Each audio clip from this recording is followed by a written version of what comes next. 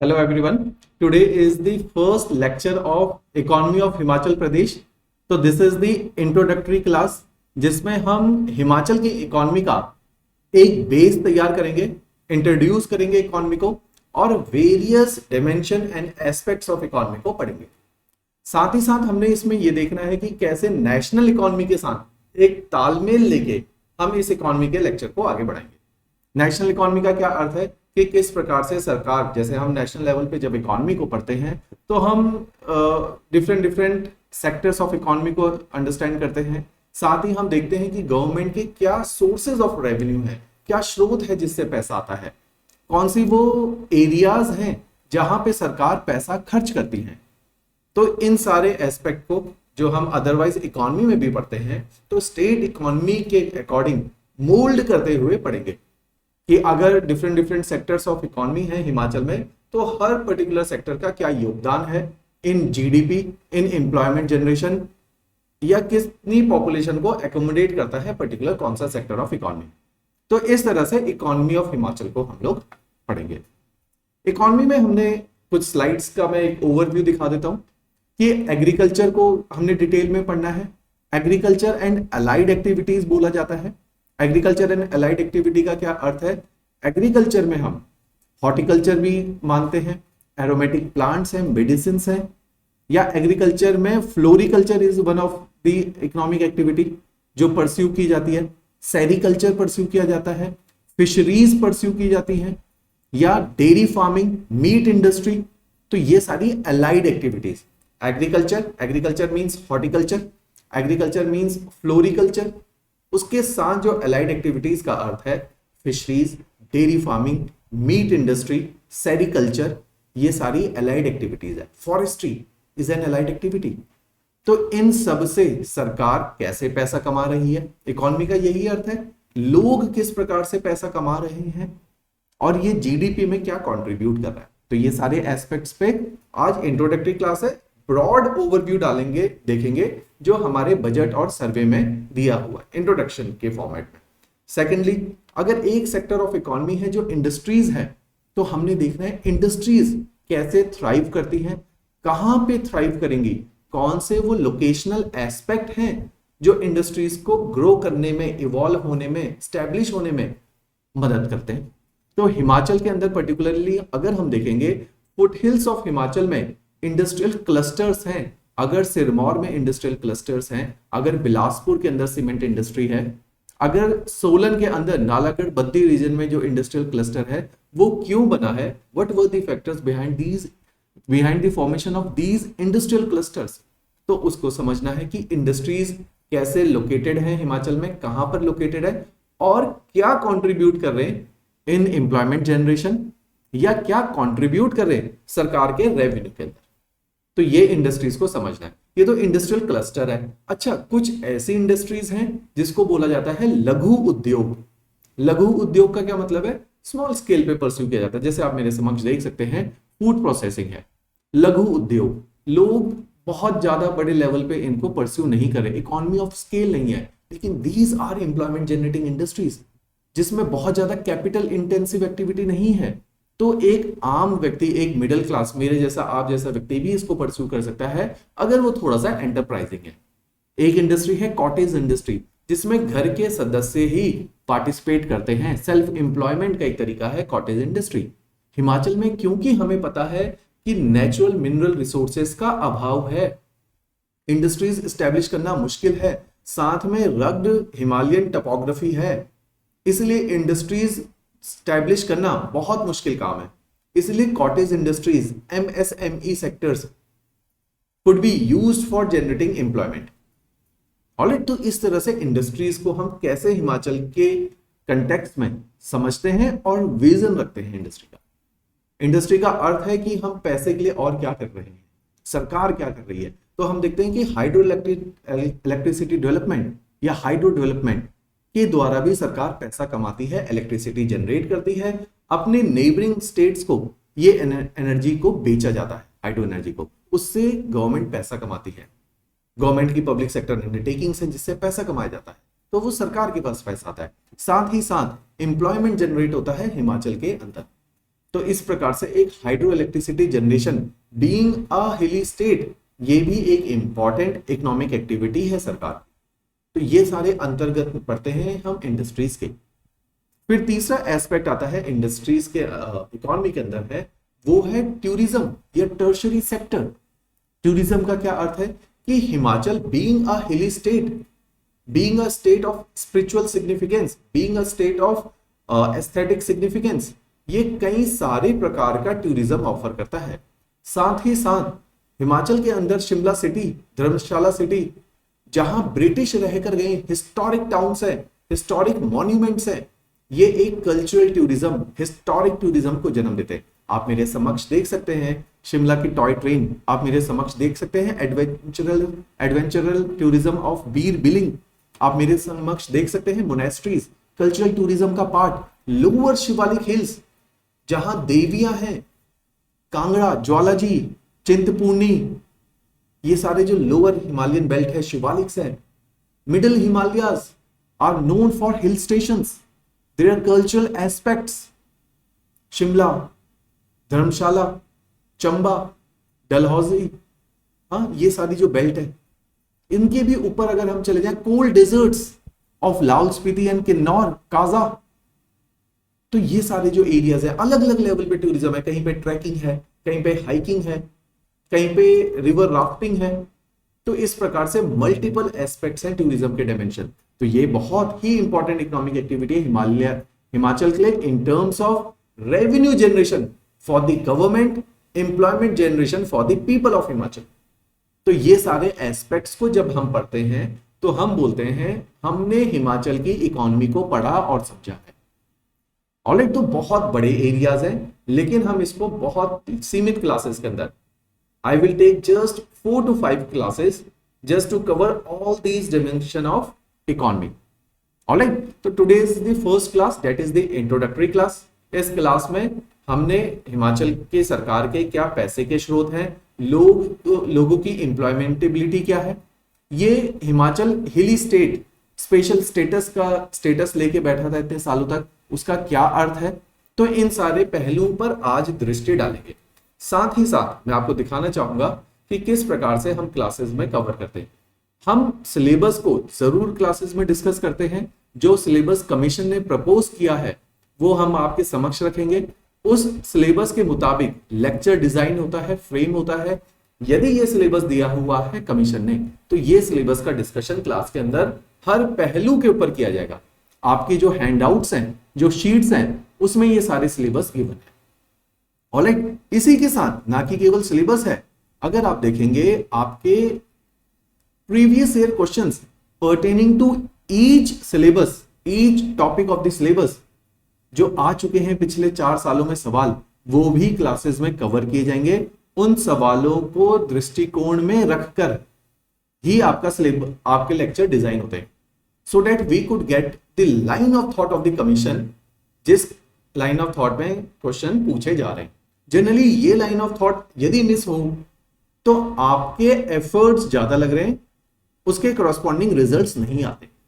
तो हमने ध्यान देना है, these are the competitive exam, जो मैं अपने कई सारे वेबिनार्स में बोल चुका हूं कि कॉम्पिटिटिव एग्जामिनेशन का मतलब है you can not afford to lose your time, you can not afford to lose your energies, you can not afford to waste your energies. तो we are suppose to channelise our time and efforts, we need to use all our resources efficiently and effectively. So this is why you have come to us, so that we can save your time and efforts. जो मंजिल पहुंचने में आपको 4-5 साल लगने थे, शायद हम आपकी जर्नी को सरल और शीघ्र कर सकते हैं। This was the whole objective जिसके लिए आप हमारे पास आए। ऑलराइट, तो इस तरीके से हम क्लासेस को आज नेविगेट करेंगे और आने वाली इकोनॉमी की क्लासेस को लेके जाएंगे। Alright, चलो first thing first, starting with the very basics again, let's go to the basics part की इकोनॉमी ऑफ हिमाचल प्रदेश। तो इकोनॉमी ऑफ हिमाचल प्रदेश की जब मैं बात करूंगा तो इकोनॉमी का अर्थ समझिए कि भाई वो इकोनॉमिक एक्टिविटी जिससे लोग पैसा कमाते हैं, पैसा नहीं भी कमाते हैं तो अपना जीवन निर्वाह करते हैं। पैसा कैसे नहीं कमाते, जैसे जब एग्रीकल्चर में हम डिटेल में कल की क्लास करेंगे तो वहां पे मैं बताऊंगा किस प्रकार से हिमाचल के अंदर या हिंदुस्तान के अंदर सबसिस्टेंस फार्मिंग का कल्चर है, क्योंकि हमारे पास जमीन लैंड बहुत लिमिटेड है, लोग बहुत ज्यादा हैं। मैं अपनी ज्योग्राफी की क्लासेस में कई बार आपको बता चुका हूं, इंडिया में 2.5% जमीन में 17% दुनिया की पॉपुलेशन रहती है। 2.5% of the land is inhabited bye 17% of the world population. तो इतनी बड़ी मात्रा में यदि लोग रहते हैं तो उनको जमीन की कमी, per capita availability of land will be very very low.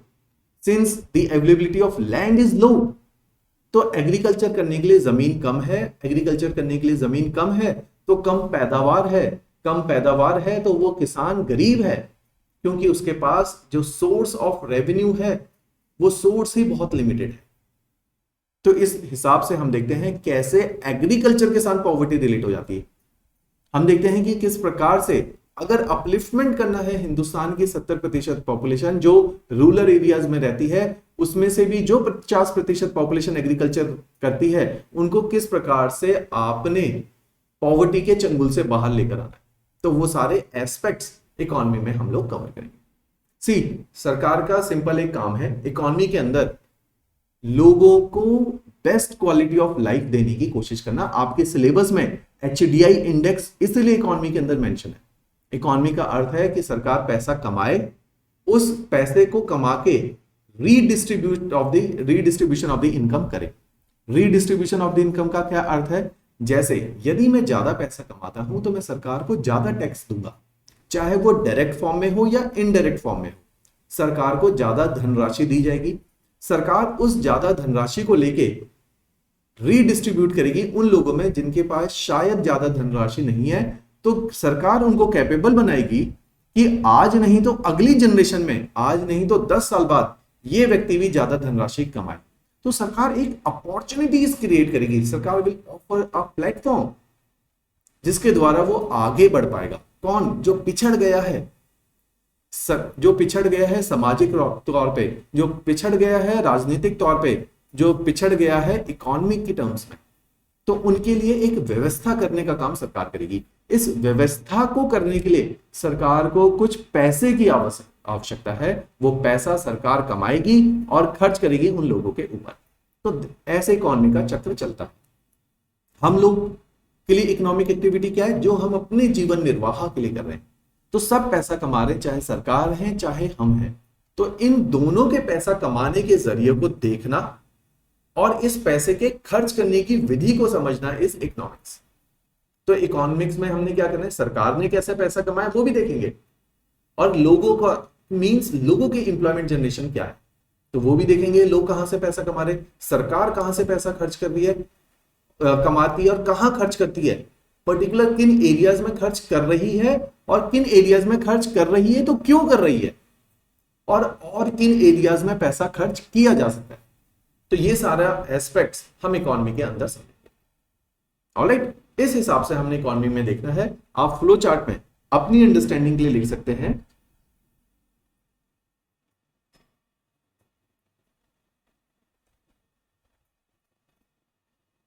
देखो इकोनॉमी में अपनी अंडरस्टैंडिंग के लिए लिख लो कि इकोनॉमी में हमने देखना है पैसा कमाने का तरीका किस किस का, कि भाई गवर्नमेंट कैसे पैसा कमा रही है, गवर्नमेंट के साथ साथ हमने देखना है कि पीपल कैसे पैसा कमा रहे, पॉपुलेशन कैसे पैसा कमा रही है। गवर्नमेंट के का काम थोड़ा कॉम्प्लिकेटेड है, हमने ना कि केवल पैसा कमाने के तरीके को देखना है, हमने देखना है कि गवर्नमेंट पैसा कमाने के बाद पैसे को खर्च कैसे करती है। तो गवर्नमेंट के रेवेन्यूज देखने हैं और गवर्नमेंट का एक्सपेंडिचर देखना है।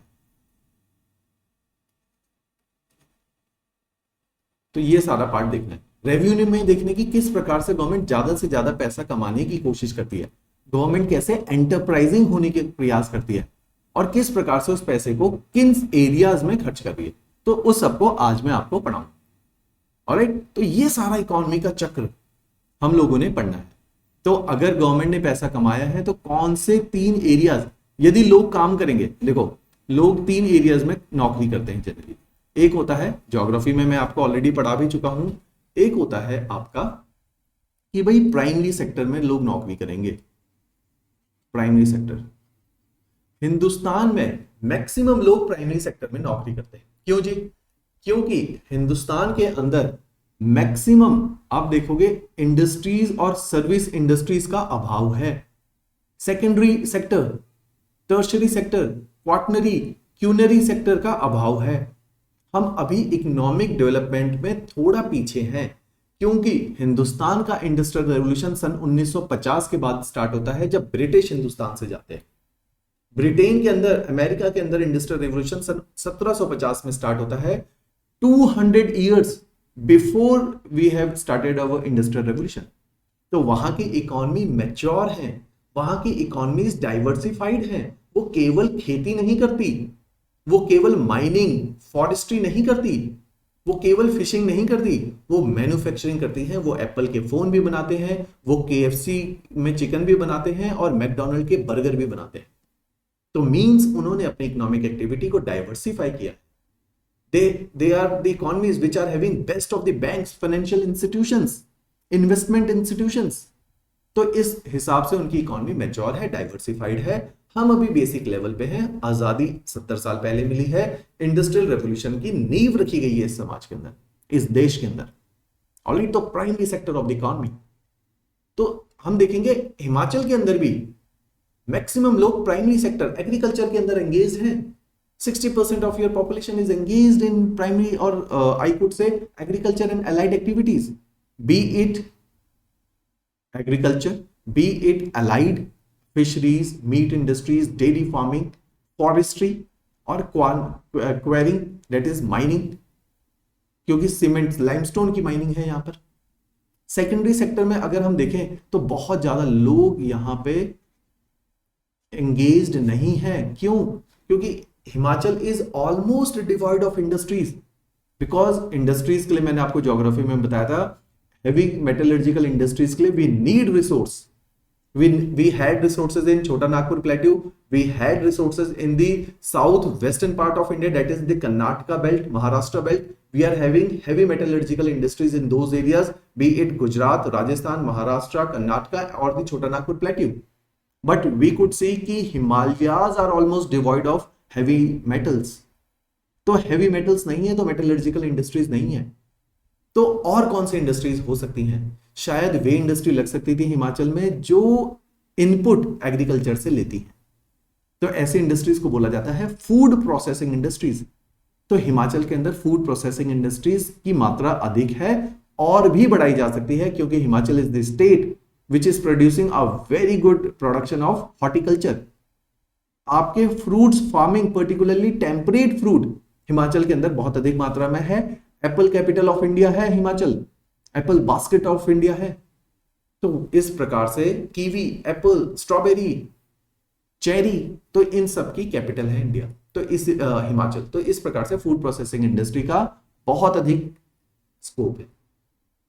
तो tertiary sector, tourism is one of the tertiary sector.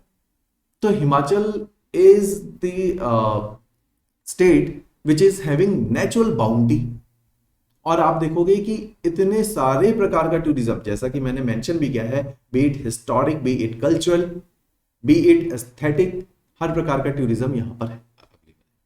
तो डाइवर्सिफाइड इकोनॉमी है। हाँ, मात्रा अधिक एग्रीकल्चर की है, क्योंकि अभी हिली स्टेट है, बहुत ज्यादा अपॉर्चुनिटीज राइज नहीं हुई।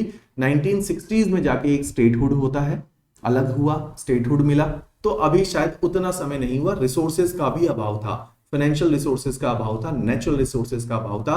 हिमाचल के अंदर यूएस जैसे, ब्रिटेन जैसे, ऑस्ट्रेलिया जैसे, कनाडा जैसे रिसोर्सेज होते तो शायद ये भी बहुत शीघ्र गति से डेवलप्ड नेशन या डेवलप्ड स्टेट की तरफ जाता। लेकिन still Himachal is very well doing. मैंने लास्ट लेक्चर ज्योग्राफी में भी आपको बताया था, जब डेमोग्राफी ऑफ हिमाचल पढ़ा, HDI इंडेक्स पढ़ा हमने हिमाचल का, तो after, in spite of the fact Himachal is a hilly state, Himachal is doing perfectly okay with the education, with the health, with the employment generation.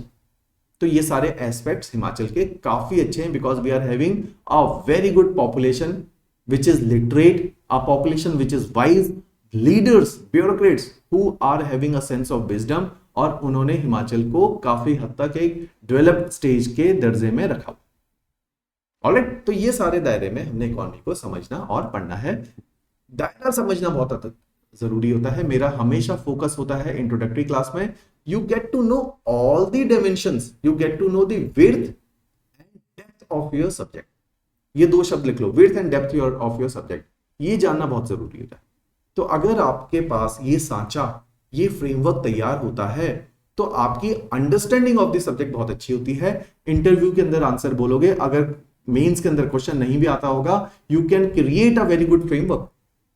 आपको नॉलेज रिटेन करने में framework की जरूरत होती है, नहीं तो फैक्चुअल डाटा रटते रहो, याद नहीं रहेगा। उसको कहां पे इस्तेमाल करना है पेपर में नहीं समझ आएगा, until unless you are not having a great framework, or I could say a perfect framework. Alright, तो इस दृष्टिकोण से हमने इकोनॉमी ऑफ हिमाचल को पढ़ना है। मेरी आपसे रिक्वेस्ट है कि अगर किसी भी सब्जेक्ट को स्टार्ट करते हो, उस सब्जेक्ट का सिलेबस को बहुत बार पढ़ो। अगर मेरे को भी पढ़ाना होता है तो मैं मल्टीपल टाइम्स फर्स्टली सिलेबस को ही बार बार पढ़ता हूं। उससे क्या होता है कि मेरी भी अंडरस्टैंडिंग, सबकॉन्शियस माइंड में वो चर्निंग ऑफ द थॉट्स चलता रहता है और आइडियाज आते हैं कि कैसे अप्रोच करना चाहिए, कैसे पढ़ाना चाहिए कि सरलता से सरल फॉर्म में आप तक ये बात पहुंच पाए। क्योंकि as a teacher my role is to uncover the syllabus, not cover the syllabus, uncover the syllabus, कि कैसे सिलेबस के ऊपर से परतें हटाई जाएं और चीजें सरलता से कन्वे की जाए। ऑलराइट, तो ये मेरा प्राइमरी ऑब्जेक्टिव होता है कि आप तक किस प्रकार से आपकी फ्रीक्वेंसी के साथ मैं कनेक्ट करूं। ऑलराइट, तो इकोनॉमी को भी हमने बहुत मजे से पढ़ना है और देखोगे इतनी सरलता से इकोनॉमी आपको क्योंकि घटती हुई दिख रही है समाज में। तो मेरा काम क्या है कि रिलेटेबल एग्जांपल कोट करके हिमाचल के आपके सब्जेक्ट्स के साथ एक कनेक्टिविटी, एक रिश्ता बांधना है, जिससे आपको अपने आसपास अर्थव्यवस्था घटित होते हुए दिखे, क्योंकि ये वो चीज है जो घट रही है और दिख नहीं रही है। तो एक बार मैंने आपको एक बस थॉट दे देना है, which will be a seminal work. वो प्रोवोकिंग है, वो ट्रिगरिंग है, और आपको फिर जो है अनकवर होती चली जाएंगी आपके आसपास की अर्थव्यवस्था। जिस भी शहर में रहते हो उस शहर के अंदर ऑब्जर्वेशन शार्प करो कि इस शहर के अंदर चीफ इकोनॉमिक एक्टिविटी क्या है, सेकेंडरी टर्शियरी इकोनॉमिक एक्टिविटी क्या चल रही है, मेरे घर के आसपास जो लोग रहते हैं वो क्या कर रहे हैं in the terms of economy.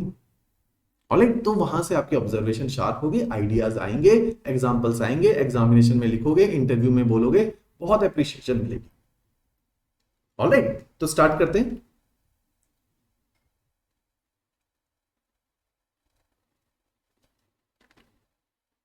तो इन सारे पहलुओं को मैंने पहले भी बताया था।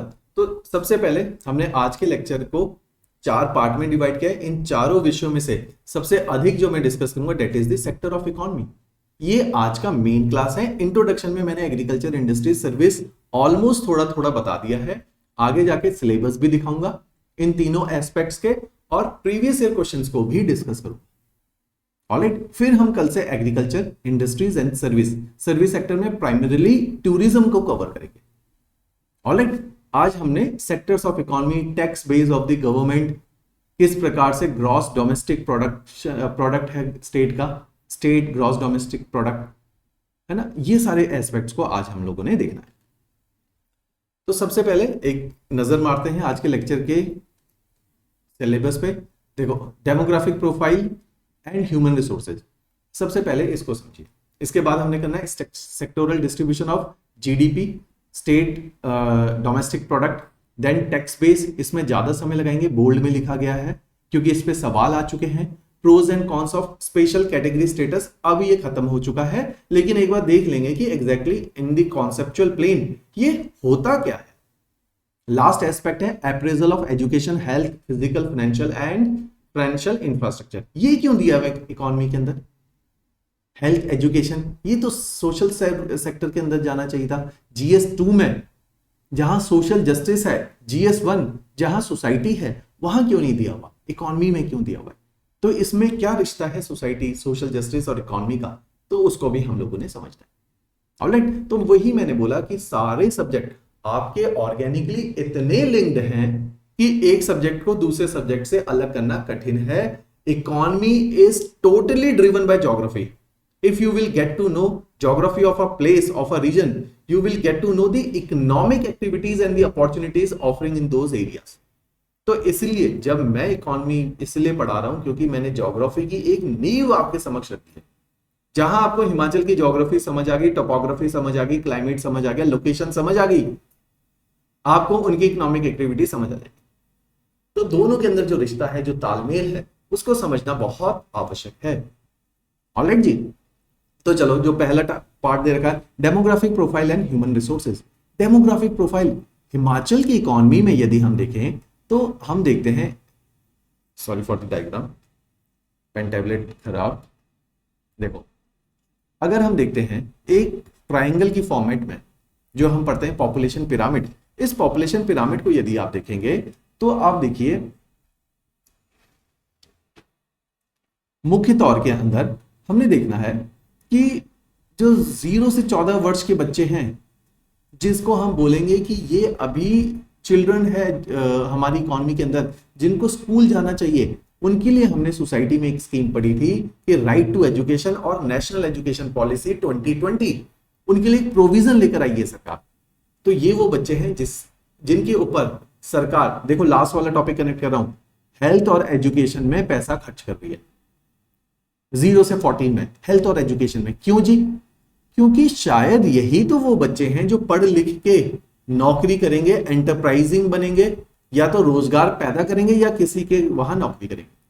तो यदि इनके पास लिटरेसी है, यदि इनके पास स्किल है, यदि इनके पास कॉन्फिडेंस है, तो ये बहुत अच्छे या तो एंटरप्रेन्योर बनेंगे या बहुत अच्छे एक कर्मचारी बनेंगे। तो सरकार को ऐसे लोगों की आवश्यकता है। इकोनॉमी का मतलब है सरकार देश के अंदर या तो फिजिकल एसेट बनाने में पैसा खर्च करेगी। एक चीज याद रखो, बहुत ध्यान से इस लाइन को सुनना, या तो सरकार फिजिकल एसेट क्रिएट करती है। फिजिकल एसेट का क्या मतलब है? फिजिकल एसेट का मतलब है सरकार रेलवे बनाती है। सरकार का बेसिक काम क्या है? आपकी क्वालिटी ऑफ लाइफ को बेहतर करना। This is the whole objective of the government. Quality of life बेहतर कैसे करी भाई? अगर आपको सरकार ने रेलवे की सुविधा दी तो आप अपने रिश्तेदारों के घर घूमने जाओगे, आप इस देश के अंदर भ्रमण करोगे, तो आपको एक फैसिलिटी दी। अगर सरकार फिजिकल एसेट के नाम पे रोड बनाती है तो उसका भी तो यही ऑब्जेक्टिव है। साथ में बिजनेस को भी बढ़ावा मिलेगा रोड रेट से, एविएशन इंडस्ट्री, शिपिंग इंडस्ट्री। अगर सरकार इस प्रकार के फिजिकल इंफ्रास्ट्रक्चर बनाती है, एक हॉस्पिटल बना देती है, एक कॉलेज बना देती है, एक एजुकेशन के अंदर 4 पैसा खर्च कर देती है, तो ये हुआ फिजिकल एसेट क्रिएट करने में सरकार ने पैसा खर्च किया।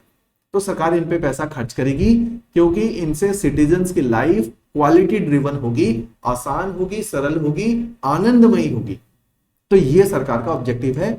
इन सबको करने के लिए सरकार को चाहिए पैसा, इसलिए इकोनॉमी में पढ़ा जाता है इंफ्रास्ट्रक्चर बोला जाता है। इसको क्या बोला जाता है? इस फिजिकल एसेट को इंफ्रास्ट्रक्चर। देखो यूपीएससी में ये अलग से टॉपिक मेंशन है इकोनॉमी के अंदर, हिमाचल में शब्द का प्रयोग नहीं किया गया सिलेबस के अंदर। Infrastructure, physical asset. दूसरा केस, सरकार अभी भी इकोनॉमी में पैसा खर्च करती है लोगों के ऊपर, या तो व्यवस्थित चीजें बनाने में पैसा खर्च करेगी, दूसरा है लोगों के ऊपर खर्च करेगी। कैसे?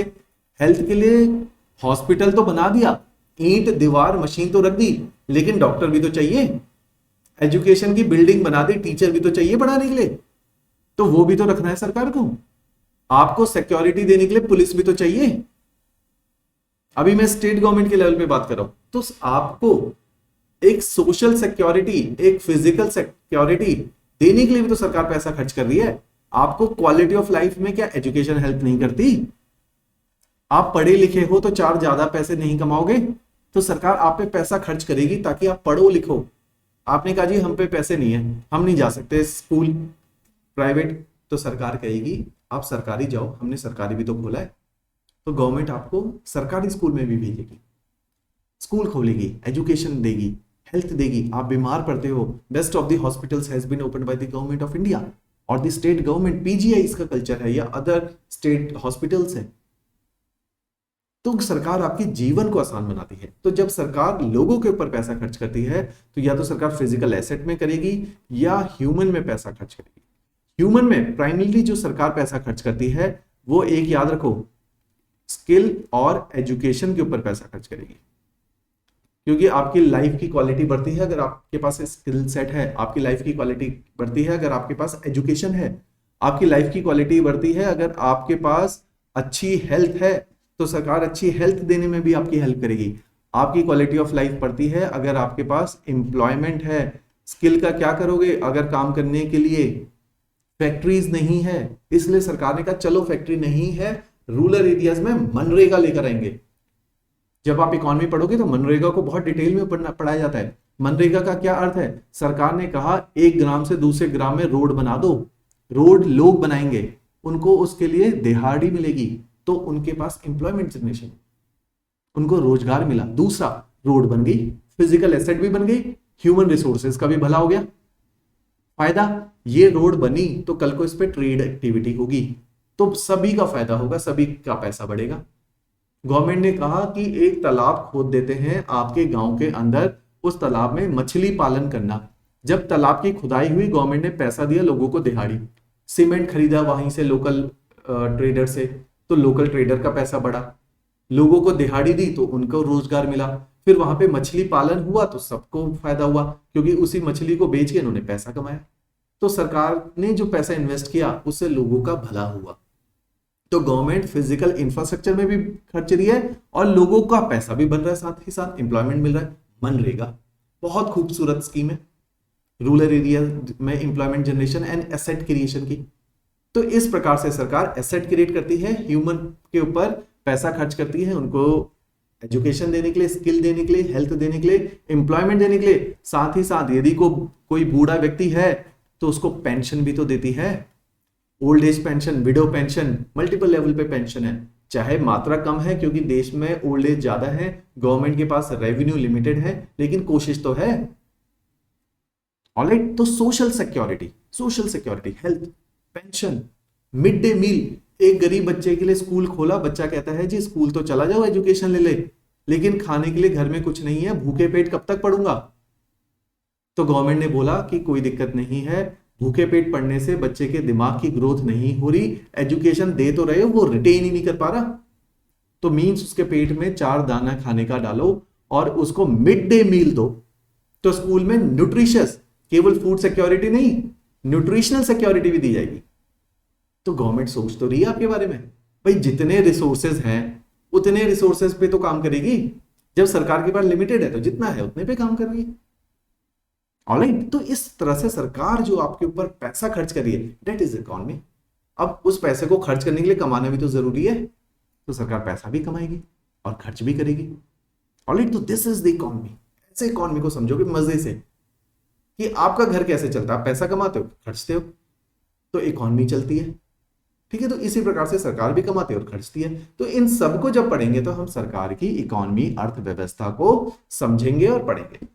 ऑलराइट जी, तो ये हमने डेमोग्राफिक प्रोफाइल, मैंने बताया था कि हिमाचल के अंदर अगर जो ह्यूमन रिसोर्सेज है, इन्हीं से रिलेटेड ये सारी स्कीम है, चाहे वो हेल्थ की है, चाहे वो एजुकेशन की है, ये आप ऑलरेडी अलग अलग एरियाज में पढ़ चुके हो, मैं टच नहीं करूंगा, सर्वे पढ़ लेना। देखो, इन सारे लेक्चर के लिए हर साल का सर्वे पढ़ना बहुत अधिक आवश्यक है, उसी से आपकी अंडरस्टैंडिंग बनेगी। ऑलराइट जी, तो आपने देखो ह्यूमन रिसोर्सेज की डेमोग्राफिक प्रोफाइल क्यों जरूरी है, क्योंकि अगर इकोनॉमी में लोगों से नौकरियां करवानी है तो ये भी तो देखना है वो नौकरी करने वाले एज ब्रैकेट में है या नहीं है। तो 15 से लेके 59 के एज ग्रुप को, जिसको वर्किंग पॉपुलेशन बोला जाता है, हिमाचल में 64% ऐसे लोग हैं। 64%, 26% लोग हिमाचल में 14 से कम उम्र की आयु के हैं, लेकिन कल को ये बड़े हो जाएंगे तो आपके पास एक नया एज ग्रुप आ गया कंट्रीब्यूट करने के लिए, कुछ लोग रिटायर हो जाएंगे। जो 60% से ज्यादा एज ग्रुप के लोग हैं, मात्र 10% लोग ऐसे ही सरकार में हैं। तो सरकार ने सबके लिए पॉलिसी बनानी, कैसे जी? डेमोग्राफिक प्रोफाइल क्यों हमने पढ़ा, देखो जी,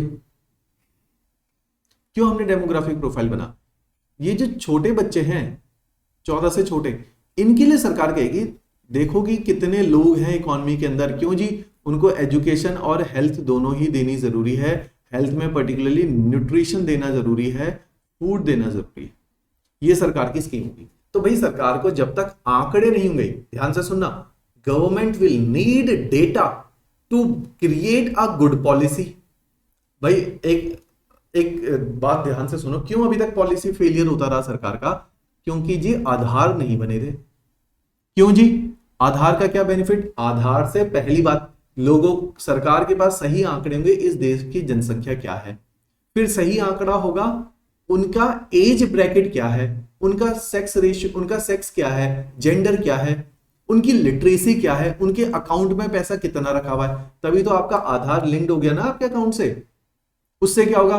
सरकार से पूछा गया कि गरीबों के लिए एक स्कीम निकालो को गरीबों को फ्री राशन दिया जाए। सरकार कहेगी बिल्कुल करेंगे, लेकिन मुझे ये नहीं पता गरीब कितने देश में, तो मैं स्कीम किस हिसाब से बनाऊं? मैं 10 किलो आटा बांटूं कि मैं 5 किलो आटा बांटूं कि मैं 10 किलो चावल बांटूं? मुझे पता ही नहीं गरीब कितने। तो means you should have the right data. बहुत ध्यान से सुनना, डेटा का बहुत बड़ा रोल है। अगर सरकार के पास सही डेटा होगा तो नीतियां अच्छी बनेंगी, सटीक बनेंगी, नहीं तो लीकेज होती जाएगी। कैसे जी? सरकार ने कहा हाँ जी बहुत अच्छी सोच है, चाल दावल और जो है गेहूं बांटेंगे गरीबों में। कितने बांटने जी? 1000 किलो बांट दो। बाद में पता जी गरीब तो था ही नहीं कोई प्रदेश में, पैसा खर्च हो गया और सारा दाल गेहूं चावल ले गए अमीर लोग। सो सरकार ने स्कीम भी बनाई, पैसा भी खर्च किया, इफेक्टिवनेस नहीं थी स्कीम में। क्यों जी? क्योंकि पता ही नहीं था डेटा के बारे में, एफिशिएंसी खराब हो गई सरकार की, पैसा वेस्ट हो गया। तो लिमिटेड पैसे को जुडिशियसली यूटिलाइज करने के लिए यू नीड डेटा। तो इसलिए ये डेटा जरूरी है, इसलिए डेमोग्राफी आप इकोनॉमी के अंदर पढ़ते हो। दूसरी बात जी, आपको पता होगा कि आपकी एज ग्रुप में 15 से 59 के एज ग्रुप में वर्किंग पॉपुलेशन है ज्यादा, तो आप इनके लिए क्या करोगे? Skill development. आप इनके लिए क्या करोगे? Make in India. आप इनके लिए क्या करोगे? मनरेगा। मींस नौकरी दो इनको। बहुत अधिक जनसंख्या है, बेरोजगार बैठेगी तो कल को रिबेल हो जाएगी, सरकार गिरा देगी, सरकार को इनको नौकरियां देनी पड़ेंगी। बहुत लोग बूढ़े हैं, क्या करें जी? पेंशन दो। क्या करें जी? हेल्थ अच्छी रखो इनकी। तो सरकार के पास डेटा होंगे तो हर वर्ग के लिए एक सटीक पॉलिसी बनेंगे। सटीक पॉलिसी का अर्थ है दो word, efficient and effective. Governance में भी यही पढ़ोगे आप। अब देखो सारे सब्जेक्ट लिंक हो गए। सोशल सेक्टर में यही पढ़ोगे, scheme for old age, scheme for vulnerable section, scheme for disabled, scheme for children, scheme for women, scheme for tribal. ये क्या है? Data, demographic profile. ज्योग्राफी के लेक्चर में जो GS1 में हमने दो ही पार्ट पढ़े थे, एक तो हिमाचल की फिजिकल ज्योग्राफी, दूसरा ह्यूमन एस्पेक्ट। ह्यूमन एस्पेक्ट क्यों जरूरी था? इसलिए जरूरी था, अब समझो जी, कि भाई आपको जब पता होगा कि कितनी महिलाएं हैं तभी तो विमेन एम्पावरमेंट के लिए कोई स्कीम बनाओगे। अगर आपको पता होगा उनका लिटरेसी रेट क्या है, कम है कि ज्यादा है, तभी तो उनकी लिटरेसी बढ़ाने पे ध्यान दोगे। जब पता ही नहीं है कितनी पढ़ी है कितनी अनपढ़ है, तो क्या स्कीम बनाओगे? ऑलराइट, तो इस तरह से डेटा, इसलिए ह्यूमन एस्पेक्ट हमने पहले पढ़ा है। पहले फिजिकल ज्योग्राफी, ह्यूमन एस्पेक्ट, अब लो जी इनके ऊपर इकोनॉमी की नींव रख दी कि स्टेट के रिसोर्सेज के बारे में पढ़ा था हमने ज्योग्राफी में। कौन से resources? Physical natural resources plus human. Economy इन्हीं के आधार को लेके, इसलिए मैं कहता हूं geography is the mother of all the discipline. Geography समझ जाओगे, कोई भी सब्जेक्ट समझने में कठिनाई नहीं होगी। ज्योग्राफी और इकोनॉमी में होल्ड रख लो, सारे सब्जेक्ट समझ में आएंगे। सारे सोशल सेक्टर, गवर्नेंस क्या है, पॉलिटिकल सिस्टम क्या है, क्यों स्कीम बन रही है, कैसे सोशल सेक्टर चल रहा है, सोसाइटी चल रही है, सब इसी के ऊपर आधारित है, ज्योग्राफी और इकोनॉमी। डन है जी? तो ये पहला पार्ट हमने कवर करना है, demographic profile and human resource. Second part देखो, sectoral distribution of gross state domestic product, GSDP। अब इसको समझो जी। अब देखो इकोनॉमी में ये देखिए जी, एग्रीकल्चर हिमाचल के अंदर कर रहे हैं तकरीबन 60% लोग एग्रीकल्चर, ये पैसा कमाते हैं। हर सर्वे में थोड़ा बहुत डेटा चेंज होता है, रेंज में आपको बता देता हूं। इस सर्वे के अकॉर्डिंग तकरीबन 13.5% पैसा कमाया जाता है, GDP जिसको बोला जाता है। स्टेट GDP में 60% लोग 13% रुपए कमाते हैं। अगर इंडस्ट्रीज में देखा जाए तो 47% पैसा कमा रही है इंडस्ट्री। अगर सर्विस सेक्टर देखा जाए तो 40% पैसा कमा रहे हैं। इंप्लॉयमेंट इन दोनों में कम है, दोनों में तकरीबन 20% के आसपास लोग इंप्लॉयड है। तो मींस यहां 20% लोग 47% पैसा कमा रहे हैं, यहां 20% लोग 40% पैसा कमा रहे हैं, और एग्रीकल्चर में 60% लोग ₹13.5 कमा रहे हैं। क्या मतलब है इस बात का? पॉवर्टी। इसलिए यह जानना जरूरी है क्योंकि इकोनॉमी का एक इंपॉर्टेंट एस्पेक्ट है गरीबी। सरकार क्या कर रही है? Redistribution of resources. तो पहले सरकार को पता भी तो होना चाहिए कि गरीबी कहां पर है, किस पर्टिकुलर एरिया में, किस पर्टिकुलर क्षेत्र में, या किस पर्टिकुलर सेक्टर ऑफ इकोनॉमी के अंदर गरीबी है। तो नीतियां कैसे बनाएंगी, इकोनॉमिक रिफॉर्म्स कैसे लाएंगी?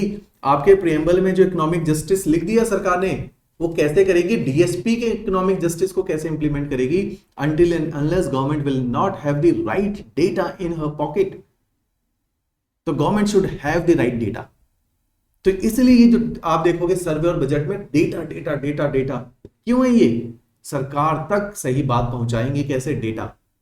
इसलिए बोला जाता है फैक्ट्स एंड फिगर्स पे बात करो। You are suppose to be a bureaucrat, you should know the facts and figures. आप बोलते हो जी रटा नहीं जाता, ये मुश्किल है, लेकिन आपको रटना पड़ेगा। कुछ जगह फैक्ट्स एंड फिगर्स के बिना काम नहीं चलेगा। क्यों जी?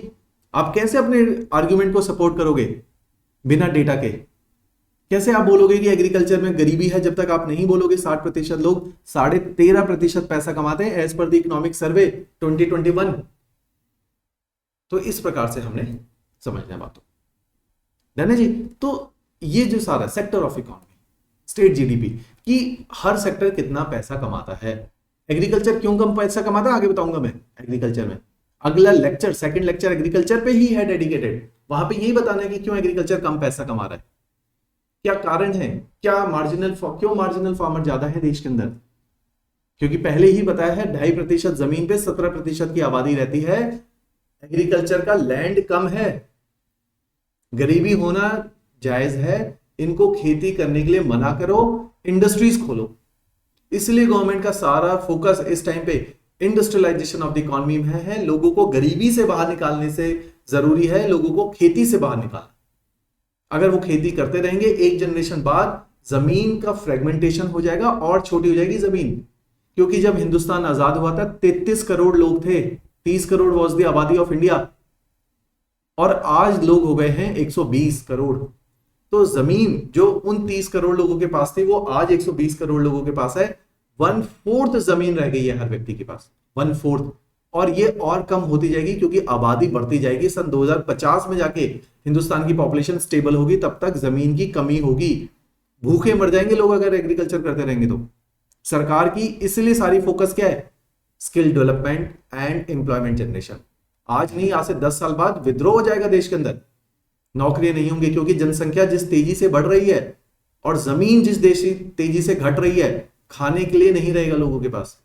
So that's why government is doing agricultural reforms to pluck out people from the agriculture sector and put them into another sector of service industry, service sector, tertiary sector or secondary sector. Government is having a key focus on MSMEs because these are the employment generating sector of the economy. Labor intensive हैं, रोजगार पैदा करते हैं। तो सरकार का focus होगा कि एमएसएमई में लोग नौकरियां करें, सर्विस इंडस्ट्री में लोग नौकरियां करें, 4 पैसे ज्यादा कमाएं, नहीं तो भुखमरी से मर जाएंगे। ऑलराइट, तो this is how the whole wheel of economy is rotating and revolving. Alright जी, चलो जी, third aspect which is third last में पकड़ूंगा, बहुत कठिन है, बहुत बड़ा है। फोर्थ पहले पकड़ लेता हूं, pros and cons of special category status. Pros and cons special category status को समझिए प्लीज। देखो, हिमाचल सेंट्रल गवर्नमेंट क्या करती है, क्योंकि इतने सारे राज्य थे हिंदुस्तान में जब आजादी मिली, तो गवर्नमेंट ने देखा कि हर राज्य के पास उतनी इकोनॉमिक ज्योग्राफिकल क्षमता नहीं है कि वो विकास कर पाए। कहीं ना कहीं कुछ फिजिकल कंस्ट्रेंट्स हैं कुछ स्टेट्स के पास। इस बात को समझो, वर्ड एक एक ध्यान रखना, मैं सारी चीजें कनेक्ट करूंगा। ये हिंदुस्तान है, हिंदुस्तान में ये एक एरिया है जिसको मैंने बोला छोटा Nagpur plateau, which is rich in minerals. यहां पे मिनरल्स हैं तो यहां हैवी इंडस्ट्री लगेंगी, यहां हैवी इंडस्ट्रीज लगेंगी तो यहां पे इंप्लॉयमेंट जनरेट होगा, तो लोगों को रोजगार मिलेगा, इंप्लॉयमेंट होगा तो यहां कल को डेवलपमेंट भी हो जाएगी। ये एरियाज हैं जहां पे इंडस्ट्रीज हैं। गुजरात क्योंकि क्यों जी, मिनरल्स हैं, पोर्ट्स हैं, इंडस्ट्रीज लगना आसान है। ऐसे ही मुंबई इंडस्ट्रीज लगना आसान है, बेंगलुरु इंडस्ट्री लगना आसान है। तो कुछ जगहों पे बाय डिफॉल्ट इंडस्ट्री ज्यादा होंगी क्योंकि वहां रिसोर्सेज है, by the virtue of their location, by the virtue of their historical connectivity. British Mumbai को बसा गए, ब्रिटिश चेन्नई को बसा गए, विशाखापट्टनम, पोर्ट सिटीज डेवलप किए, कोलकाता। तो ये पोस्टल एरियाज को डेवलप किया, ट्रेडिंग एक्टिविटी से ये विकसित हो गए। लेकिन जब आजादी मिली तो गवर्नमेंट ने कहा भाई ये तो सोशल जस्टिस नहीं मिला लोगों को। न्याय क्या किया हमने सोसाइटी के अंदर, न्याय क्या किया हमने अर्थव्यवस्था में? हमने प्रीएम्बल में लिखा है ना सोशल एंड इकोनॉमिक जस्टिस। तो गवर्नमेंट क्या करेगी? रीडिस्ट्रीब्यूशन। एक याद रखना, रीडिस्ट्रीब्यूशन। रीडिस्ट्रीब्यूशन में गवर्नमेंट पैसे को और अपॉर्चुनिटीज को रीडिस्ट्रीब्यूट करती है। दो चीजें, पैसा और अपॉर्चुनिटीज को रीडिस्ट्रीब्यूट करेगी। तो गवर्नमेंट ने कहा भाई कश्मीर वाले की क्या गलती, वहां पे हिल्स है। हिमाचल उत्तराखंड वाले की क्या गलती, सिक्किम नॉर्थ ईस्ट की क्या गलती कि वहां पे हिल्स हैं। तो हम इनको कुछ स्पेशल स्टेटस देंगे क्योंकि यहां पे ट्राइबल जनसंख्या बहुत है, फिजिकल ज्योग्राफिकल चैलेंजेस हैं, यहां मिनरल्स नहीं है, ये कल को विकास नहीं कर पाएंगे। देश के अंदर रीजनल डिस्पैरिटी आ जाएगी। वर्ड याद रखो, रीजनल डिस्पैरिटी। तो गवर्नमेंट ने कहा ये रीजनल डिस्पैरिटी को हम रीजनल इम्बैलेंसेस में नहीं कन्वर्ट होने दे सकते। हम मूक दर्शक, मूक मींस गूंगा, मूक दर्शक बनके नहीं बैठे रहने दे सकते क्योंकि सरकार का यही काम है रीडिस्ट्रीब्यूट करना। जहां अधिक है, जिस जो भूखा मर रहा है, 2 रोटी उसको भी दे दो, 4 नहीं तो 2 तो खाएगा। तो redistribution of opportunities and money. तो इस तरह से स्पेशल स्टेटस प्रदान होता है हिमाचल को 1968 में गडकिल फॉर्मूला के तहत, जहां बोला गया कि भाई जो स्टेट हिली है, ज्योग्राफिकल चैलेंजेस हैं, इकोनॉमिक चैलेंजेस हैं, इंडस्ट्रियलाइजेशन नहीं हो सकता, लोकेशन बॉर्डर की है, उनको विकास करना बहुत अधिक है, नहीं तो कल को अपने हाथ से निकल जाएंगे। इसीलिए हिमाचल को स्पेशल स्टेटस दिया। थोड़ा पैसा ज्यादा मिलता है, फोकस अधिक मिलता है। जैसे भाई सिंपल, आप ना एक स्टेट की जो सोच होती है ना, एक व्यक्ति जैसी होती है।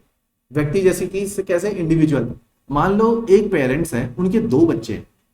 एक बच्चे में फिजिकल स्ट्रेंथ ज्यादा है, आत्मनिर्भर है, इंटेलिजेंट भी है। एक बच्चा थोड़ा सा बेचारा पढ़ाई में कमजोर है, आंखें भी कमजोर है, फिजिकली भी उतना स्ट्रांग नहीं है। तो पेरेंट्स उसको थोड़ा ज्यादा प्यार करेंगे, ज्यादा फोकस रखेंगे, उसका ज्यादा ध्यान रखेंगे। तो इस तरह से ऐसे ही गवर्नमेंट होती है। जो स्टेट बेचारा पिछड़ गया है, जो कुछ इनहेरिटेड, वर्ड सुनो, इनहेरिटेड डिसएडवांटेजेस लेकर आया है, गवर्नमेंट सोचेगी वो पिछड़ ना जाए और ज्यादा। अगर ऐसे ही छोड़ दिया तो जो स्ट्रांग बच्चा है वो और स्ट्रांग होता जाएगा, जो कमजोर है वो और कमजोर हो जाएगा, दोनों में मिसमैच आ जाएगा। तो ये गवर्नमेंट नहीं जाती, गवर्नमेंट लाती समानता, इक्वालिटी, इक्विटी से इक्वालिटी तक पहुंचती है। तो उसके लिए अपॉर्चुनिटी क्रिएट करेगी। आप ये नहीं कह सकते गवर्नमेंट को कि इसको ज्यादा प्यार क्यों कर रही है। गवर्नमेंट बोलेगी इसको ज्यादा प्यार करने की आवश्यकता है ताकि आपके बराबर आ पाए। ऐसे ही रिजर्वेशन का कॉन्सेप्ट है, इसीलिए गवर्नमेंट रिजर्वेशन दे रही है, इसलिए गवर्नमेंट स्पेशल स्टेटस दे रही है। आप नहीं बोल सकते आर्टिकल 14 के अंदर भाई आपने इक्वालिटी लिख दिया और ये हिमाचल को स्पेशल स्टेटस क्यों दिया जा रहा है। कल को पूछ सकता है ना महाराष्ट्र, कल को पूछ सकता है ना गुजरात। तो इसलिए गवर्नमेंट कहेगी कि इनको जरूरत है क्योंकि जो एडवांटेजेस आपके पास है इन विचारों के पास नहीं है। स्पेशल स्टेटस नोट्स में दिया हुआ है। Alright, last part is taxation. सबसे इंपॉर्टेंट है टैक्सेशन। क्यों जी? क्योंकि भाई गवर्नमेंट ने पैसा कमाना है तो पैसा खर्च करना है। भाई बहुत सिंपल बात है। खर्च करने के मैंने 2 तरीके बता दिए, या तो फिजिकल एसेट क्रिएशन में पैसा खर्च होगा, या तो ह्यूमन रिसोर्सेज के डेवलपमेंट में पैसा खर्च होगा। सी, मैंने ज्योग्राफी में कई बार बता रखा है, Japan, South Korea, Israel are having zero natural resources, are almost having zero natural resources, yet they are one of the most developed nation of the world because of their human resources. भाई human resources का बहुत ज्यादा काम है economy के अंदर. अगर आपके पास ऐसा व्यक्ति है, ऐसा सिटीजन है जो राष्ट्रभक्त है, ऐसा सिटीजन है जो सिंसियर है, डेडिकेटेड है, राइट एटीट्यूड है, वो देश को कहां से कहां पहुंचा सकता है. जापान, साउथ कोरिया, इजराइल इसके एग्जांपल हैं कि बिना रिसोर्सेज के, ह्यूमन रिसोर्सेज अगर आपके पास बेस्ट है तो वो आपको कहीं भी पहुंचा सकता है. USA, Canada, Australia, Kazakhstan, China, Russia, Brazil, India are endowed with the best quality of natural resources. क्या नहीं है इनके पास? गोल्ड, आयरन और कोल, हाइड्रो इलेक्ट्रिसिटी, शेल. तो हर प्रकार का रिसोर्सेज अवेलेबल हैं जिन नेशंस के नाम मैंने लिए हैं. इसलिए ये सारे except India and Brazil which have got their independence very late, 70 years back. Otherwise all of the countries which I have mentioned here, be it Canada, USA, Russia, Australia, South Africa, they are the developed nation because of their quality natural resources which nature has endowed. तो इस प्रकार से ये developed nation बने. तो resources nation को develop बनाते हैं. उनसे भी बेहतर है ह्यूमन रिसोर्सेज. अगर नेचर ने कुछ भी नहीं दिया फिर भी वो आगे देश को ले जा सकते हैं, प्रभावशील हो, गति के रास्ते पर आगे ले जाएंगे. जापान, साउथ कोरिया, इजराइल, हमेशा याद रखना ये examples. Alright. Denmark devoid of natural resources, Netherland devoid of natural resources, Portuguese कुछ भी नहीं है, yet they are developed nations because of their human brains, because of their honesty towards the work, because of their sincerity towards their nation. वो आज जो है developed Nations की category के अंदर आते. तो मींस गवर्नमेंट पैसा खर्च कर रही है. अवेयरनेस, एटीट्यूडल चेंज, आपको प्रोग्रेसिव बना रही है ना सरकार एटीट्यूड चेंज करके. आपको गवर्नमेंट ने सिखाया ना स्वच्छ भारत अभियान, गवर्नमेंट ने बोला ना पैसे बाहर जाके कूड़ा मत फेंको, अपनी कार में ही एक डस्टबिन रख लो, खुले में शौच मत करो. आपको आदत डाली ना एक प्रोग्रेसिव सिटीजन की, मानसिकता पैदा करी. एटीट्यूड के ऊपर गवर्नमेंट आजकल काम कर रही है. बिहेवियरल चेंज, अमिताभ बच्चन झाड़ू लगा रहा है एडवर्टीजमेंट में. एटीट्यूडल चेंज कितना बड़ा आदमी जब सफाई कर सकता है तो हम क्यों नहीं सफाई रख सकते देश के अंदर. Attitudinal change. मूवी आई ना थप्पड़, तापसी पन्नू की, एटीट्यूडल चेंज. अगर ये पेट्रियार्कल माइंडसेट होगा तो समाज में 50% तकरीबन विमेन है पिछड़ जाएंगी. समाज में इनइक्वालिटी, डिस्पैरिटी और हमेशा डेवलपिंग नेशन बना रहोगे क्योंकि 50% of the population will not contribute in the economic and political system. Polity में पार्टिसिपेशन नहीं है विमेन का, पार्लियामेंट्स में विमेन नहीं है, एमएनसीज के अंदर विमेन नहीं है, एडमिनिस्ट्रेशन के अंदर कितनी आईएएस बनती हैं, कितनी एचएस बन रही हैं. क्यों जी? क्योंकि एम्पावरमेंट घर के अंदर नहीं है. घर के अंदर पेट्रियार्की है तो बाहर कैसे उनको अपना नेता बना लोगे, बाहर कैसे उनको अपना आईएएस अधिकारी मान लोगे. तो गवर्नमेंट एटीट्यूडल चेंज के ऊपर काम कर रही है, मीडिया एटीट्यूडल चेंज के ऊपर काम कर रहा है, सिनेमा एटीट्यूडल चेंज के ऊपर काम कर रहा है, एक्सेप्ट एकता कपूर. ऑलराइट. तो एटीट्यूडल चेंज, पेट्रियार्की को तोड़ने की बातें हो रही है, कास्ट सिस्टम को ब्रेक डाउन करने की बातें करिए. अंबेडकर कह रहे हैं इकोनॉमिक इनजस्टिस है जी. एक पढ़ा लिखा समझदार व्यक्ति को दलित, सो कॉल्ड दलित रखा गया है, ऑपरेस किया गया है, नौकरी देने को मना करते हो, उसके टैलेंट को नकारते हो. Economic injustice. कल को यही कार्ल मार्क्स की भाषा में कम्युनिस्ट बनेंगे और हत्या कर देंगे अपने राजा की. देश में एनार्की आ जाएगी, सोशल डिसऑर्डर, कम्युनलिज्म की प्रॉब्लम क्रिएट होगी, कम्युनिटी, गरीब और अमीर में देश डिवाइड हो जाएगा. तो एटीट्यूडल चेंज की बात है. तो सरकार पैसा खर्च करे एटीट्यूडल चेंज पे. ऑलराइट. तो रिसोर्स आपका एक्सपेंडिचर या तो फिजिकल एसेट के ऊपर है या लोगों के ऊपर है. अब आप पैसा कैसे कमाते हो? ठीक है. तो सरकार के एक बार रेवेन्यू सोर्सेज देखते हैं. अगर गवर्नमेंट पैसा कमाती है तो पैसा कमाने के दो मुख्य, आप देखो इकोनॉमी में सब कुछ पढ़ चुके हो, मैं ब्रॉड कनेक्ट कर रहा हूं आपकी चीजों को. तो जी आप कहते हो जी पैसा कमाती है सरकार, जी कहां से कमाती है? एक होता है रेवेन्यू से, रेवेन्यू कमा के लाती है. रेवेन्यू से कैसे कमाएगी जी? टैक्स ले लेगी. स्टेट गवर्नमेंट की बात करो, सेंटर की नहीं कर रहा. टैक्स से कमाएगी. कौन सा टैक्स जी? भाई आपकी स्टैंप ड्यूटी लगा दी, आपका जीएसटी लगा दिया, स्टेट जीएसटी, एक्साइज ड्यूटी लगा दी, आपने जूता बनाया, ड्यूटी लगा दी सरकार ने, वैट, जीएसटी, है ना, जो पहले टैक्सेशन सिस्टम था, तो उससे पैसा कमाया। स्टेट कौन सा जी? मेडिसिन के ऊपर। स्टेट कौन सा जी? लीकर के ऊपर, पेट्रोल के ऊपर। स्टेट जीएसटी से कमा रहे, वैट से कमा रहे, एक्साइज से कमा रहे।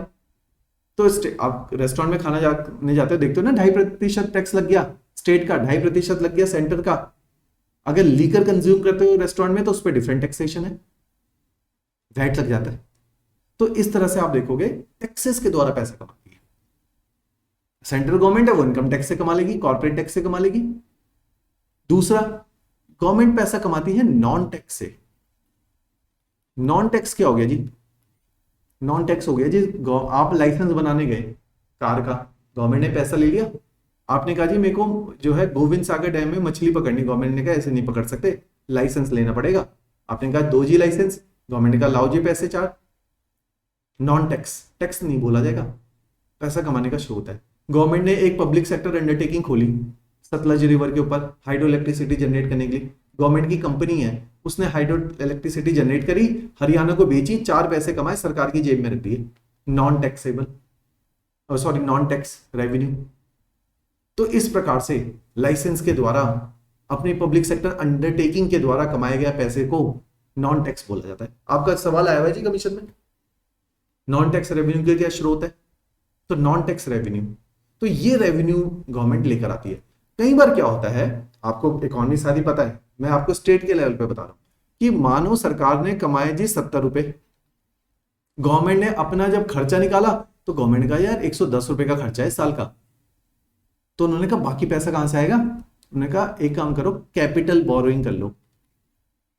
कैपिटल बोरोइंग, रिसिप्ट ही है। कह रहे कैपिटल क्या होता है? ये कहते हैं कैपिटल का मतलब है जब आप, ध्यान से सुनो, जब आप अपनी रनिंग कॉस्ट को अलावा जो पैसा खर्च करते हो। रनिंग कॉस्ट का क्या मतलब है जी? आपको लोगों को तनख्वाहें देनी है, एक्सपेंडिचर के साथ लिंक करो जी। एक एक्सपेंडिचर है जो फिक्स्ड है, अभी अगली स्लाइड में यही है। एक है जो फ्लोटिंग है। फिक्स्ड का क्या मतलब है जी? भाई लोगों को तनख्वाह, नौकरी दे दी, आईएएस ऑफिसर रख लिया, एसपी रख लिए, नेताजी एमएलए बना दिए, उनको पैसा भी तो दोगे।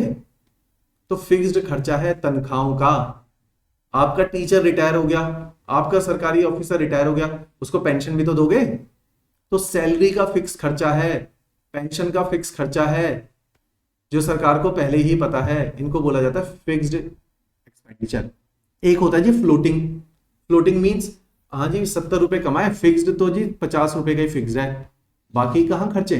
20 रुपए। कह रहे जी बैंक में रखो, कह रहे बैंक में रख के कुछ नहीं होता पैसे का, तो क्या करे जी?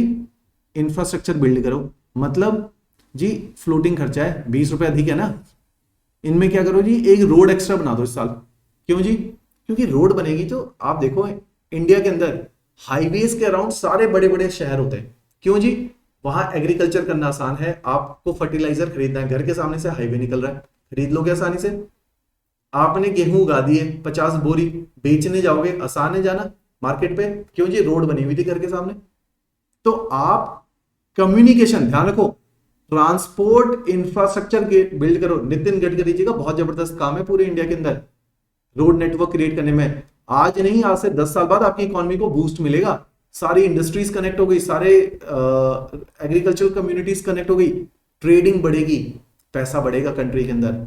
जब मैंने थोड़ा बहुत ज्योग्राफी के अंदर जो इकोनॉमी के लेक्चर्स लिए मैंने, ट्रांसपोर्ट एंड कम्युनिकेशन, वहां पे इस चीज को बहुत डिटेल में बताया, इंफ्रास्ट्रक्चर के अंदर।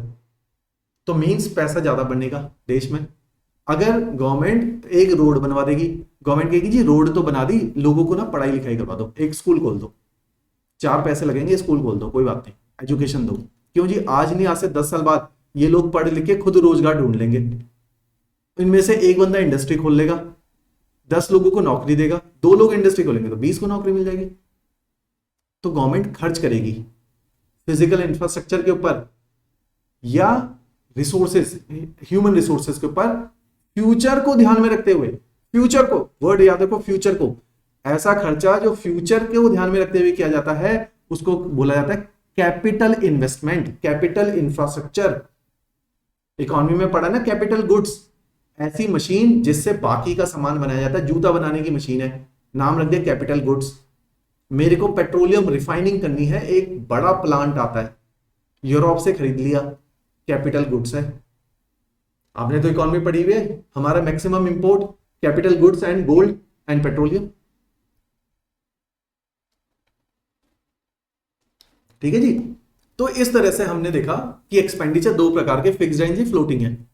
फ्लोटिंग है कि ऊपर नीचे कर सकते हैं, जरूरी नहीं है इतना पैसा खर्चना। हाँ, 4 पैसे जेब में रखेंगे तो खर्च देंगे, नहीं है तो नहीं खर्चेंगे, कम खर्चेंगे, नहीं कम खर्चेंगे। क्यों जी? अगर आज नहीं खर्चे तो कल को देश आगे नहीं बढ़ेगा। इकोनॉमी में सारा पढ़ा हुआ है आपने कि किस प्रकार से लगातार ग्रोथ आने के लिए कैपिटल इन्वेस्टमेंट जरूरी है। तो सरकार ने क्या किया, 70 रुपए कमाए, खर्चा अभी भी 110 का था, इन्होंने कहा 40 रुपए उधार ले आओ। कौन सा उधार जी? कैपिटल बोरिंग करो, जिससे कल को ज्यादा पैसा कमाओ, इसलिए 40 रुपए रख लो, क्योंकि कल को ये 40 से 400 होने में देर नहीं लगेगी। भाई बिजनेसमैन क्या करता है, बैंक से जाके 50 रुपए उधार ले आया, बिजनेस किया, 100 रुपए कमाए, 50 वहां वापस के, 50 अपनी जेब में, कैपिटल इन्वेस्टमेंट। नहीं करेगा तो क्या होगा, खुद भी बेरोजगार बैठा रहेगा, 4 लोगों को नौकरियां दे सकता था वो भी नहीं देगा, बैंक बेचारा जो लोन लेके चल सकता, दे के चल सकता था, बैंक भी डूब गया कि कोई लोन मांगने नहीं आता। तो कैपिटल बोरिंग बहुत जरूरी है इकोनॉमी के, सरकार के लिए। कैपिटल बोरिंग करेगी तो अपने याद रखो, इंफ्रास्ट्रक्चर को अपग्रेड करेगी, लोगों को अपग्रेड करेगी, कल को इन्होंने ही तो पैसा कमाना है। ठीक है जी। तो इस तरीके से हमने बड़ा सिस्टमैटिक ढंग से डेली लाइफ के साथ कनेक्ट करके पढ़ोगे तो ही इकोनॉमी समझ आती है, तो ही इकोनॉमी की नींव रखी जाती है। इंटरव्यू में पूछ पूछ के आपको फंसा देंगे, एम्प्लॉयमेंट जनरेशन करके दिखाओ जी, सोलन डिस्ट्रिक्ट के हो, बताओ जी क्या एम्प्लॉयमेंट जनरेशन की अपॉर्चुनिटी है, बोल ही नहीं पाओगे, पता ही नहीं इकोनॉमी का चक्का कैसे चल रहा है। तो इकोनॉमी का ये चक्का, wheel of your economy should be crystal clear, crystal clear. Alright जी। अब देखो, यही मैंने पढ़ाया भी आपको, भाई गवर्नमेंट का बजट क्या होता है कि कुछ पैसा कमाएगी, कुछ पैसा खर्च कर देगी। जो कमाएगी वो सॉरी, ये डिफरेंट वाला टाइप का दे रखा है कि एक रेवेन्यू एक्सपेंडिचर है, रेवेन्यू रिसिप्ट, रेवेन्यू एक्सपेंडिचर, कि भाई जितना कमा रही है, 2 स्रोत से कमा रही है, टैक्स रेवेन्यू, नॉन टैक्स, जो अभी मैंने समझा दिए। फिर रेवेन्यू एक्सपेंडिचर करा, मींस कमाया 70 रुपए, खर्च अभी 40 ही हुआ, इन्होंने कहा और खर्च दो 30, इन्होंने कहा 30 का खर्चा नहीं, खर्चे का बजट बनाया 50 का।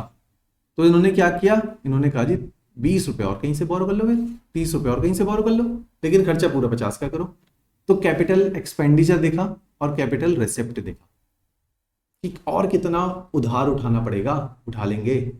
क्यों जी? बहुत जरूरी है, आगे से 20 उठाएंगे तो 200 रुपए बन के वापस आएगा, बहुत जरूरी है। एक्सपेंशन ऑफ द इकोनॉमी, याद रखो, ग्रोथ ऑफ द इकोनॉमी के लिए, ग्रोथ ऑफ द इकोनॉमी के लिए कैपिटल एक्सपेंडिचर होना बहुत जरूरी है, नहीं तो स्टैग्नेंट हो जाएगी। लिख लो वर्ड, जिसको इकोनॉमी नहीं आती, जब इकोनॉमी को रिवाइज करोगे इन शब्दों से कनेक्शन बैठ जाएंगे, क्योंकि growth of the economy capital expenditure के ऊपर डिपेंड करेगी। डन है जी? आ जाओ नेक्स्ट। ये बातें बताई, फिक्स्ड इनकम कौन, फिक्स्ड खर्चा कौन सा सरकार का, तनख्वाहें देनी है, पेंशन देनी है। जो उधार लिए हुए कैपिटल एक्सपेंडिचर कर रहे हो तो उधार भी तो लेकर आओगे बैंक से, तो बैंक कहेगा अच्छा मूलधन नहीं तो इंटरेस्ट की राशि तो वापस कर दो, सूद तो वापस कर दो। तो ये सरकार का फिक्स खर्चा होता है, कितना इंटरेस्ट देना है, कितना सैलरी देनी, कितना पेंशन। फ्लोटिंग क्या है, मैंने बताया था, सरकार फ्यूचर पे इन्वेस्ट करती है। फ्यूचर पे मींस पहले तो इंफ्रास्ट्रक्चर पे खर्च करेगी कि भाई एग्रीकल्चर पे कैसे खर्च किया, गवर्नमेंट कहेगी एक ना नहर खुदवा दो। लोगों ने कहा जी उसका क्या फायदा, उसने कहा खेत में पानी आएगा, आज 100 किलो गेहूं उगा रहे, कल 1000 किलो गेहूं उगा देंगे, तो क्या 1000 का क्या करेंगे। गवर्नमेंट कह रही है जो आपकी जो जनसंख्या में 100 लोग हैं, 10 साल बाद 1000 नहीं हो जाएंगे, इनको खाना कहां से खिलाओगे। तो लगातार ध्यान से सुनो, ये सिंपल एग्जांपल बहुत गहरा है। पॉपुलेशन बढ़ रही है, इकोनॉमी की ग्रोथ क्यों चाहिए, जनसंख्या बढ़ रही है, इकोनॉमी की ग्रोथ क्यों चाहिए। आप सरकार से डिमांड करते हो ना क्वालिटी ऑफ लाइफ बढ़ाने के लिए, आप नहीं चाहते आपकी सैलरी 50,000 की 60,000 हो जाए, कैसे हो जाएगी, क्वालिटी ऑफ लाइफ कैसे इंक्रीज हो जाएगी अगर ग्रोथ नहीं होगी। सिंपल फंडा बताता हूं, सिंपल फंडा, अगर एक बिजनेसमैन है जी 1000 रुपए कमाता है, अगले साल महंगाई बढ़ गई, बिजली महंगी, रॉ मटेरियल महंगा, लोगों को तनख्वाहें बढ़ानी है, क्या वो 1,000 ही कमाता रहेगा? 15,000 1500 2,000 नहीं कमाएगा? तभी तो उनको तनख्वाहें देगा। तो मींस लगातार इकोनॉमी के अंदर ग्रोथ होनी जरूरी है। जनसंख्या बढ़ रही है, डिमांड बढ़ रही है लोगों की। पहले कहते जी बिजली मिल जाए, बिजली आ जाए, गांव में एक बल्ब जल जाए। आज कहते हैं जी 24 घंटे आनी चाहिए, कट ना लग जाए, ध्यान रखना। पहले पूरे गांव में 4 नलके थे 15 साल पहले, आज हर घर के बाहर नलका लगा हुआ है। डिमांड नहीं बढ़ गई? तो इस तरह से डिमांड बढ़ रही है हमारी सरकारों से, हमारी जनसंख्या बढ़ रही है, ग्रोथ आनी जरूरी है। सरकार पैसा नहीं कमाएगी, आप पैसा नहीं कमाओगे, शोर मचाओगे। ऑलराइट, इसीलिए गवर्नमेंट खर्च कर रही है इकोनॉमी के अंदर।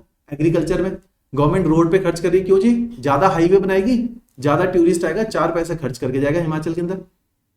ज्यादा रोड बनाई, सेब किन्नौर में रोड नहीं बनी थी, लोग सेब उगा रहे, वहीं पे सड़ गए, वहीं पे मर गए, कोई देखने वाला नहीं उन सेब को।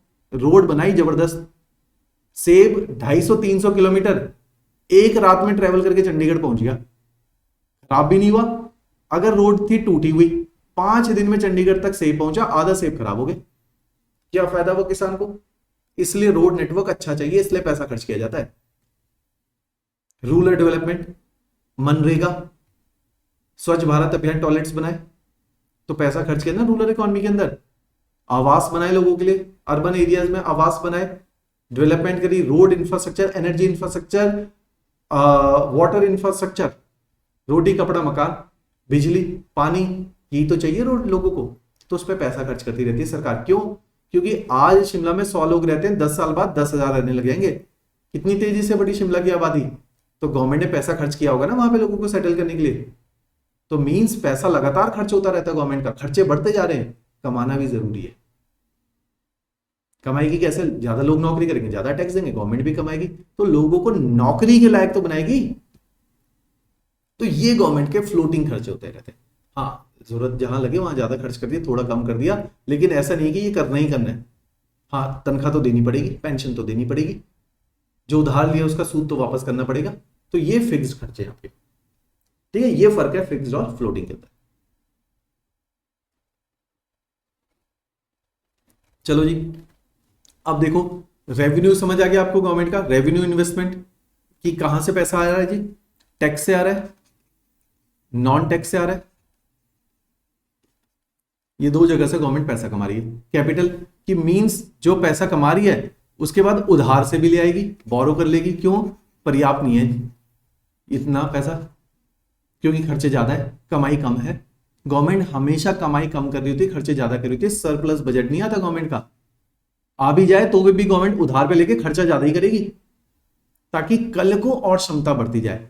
क्यों? डिमांड और पॉपुलेशन, याद रखना, डिमांड और पॉपुलेशन बढ़ती रहेगी इकोनॉमी के अंदर, इसलिए गवर्नमेंट को लगातार ग्रोथ चाहिए। ग्रोथ, हम कहते हैं जी जीडीपी में ग्रोथ नहीं आ रही, इसलिए ग्रोथ चाहिए, क्योंकि जनसंख्या बढ़ रही है 10 की दर से, population is rising at the rate of 10%, GDP is expanding at the rate of 5%। कल को भुखमरी आएगी, टाइम के साथ गरीब हो रही है economy, unrest, social, political, economic, लोग आंदोलन करने लग जाएंगे, इसलिए गवर्नमेंट लगातार ग्रोथ देती है, ठीक है। इसलिए मैं कहता हूं सरकार चलाने के लिए केवल देशभक्ति नहीं चाहिए, पढ़े लिखे मनमोहन भी चाहिए हमें, ग्रोथ ऑफ द इकोनॉमी, है ना। देशभक्तों से एक लेवल तक नेशनल इंटरेस्ट सर्व होगा, इकोनॉमिक इंटरेस्ट सर्व नहीं होगा।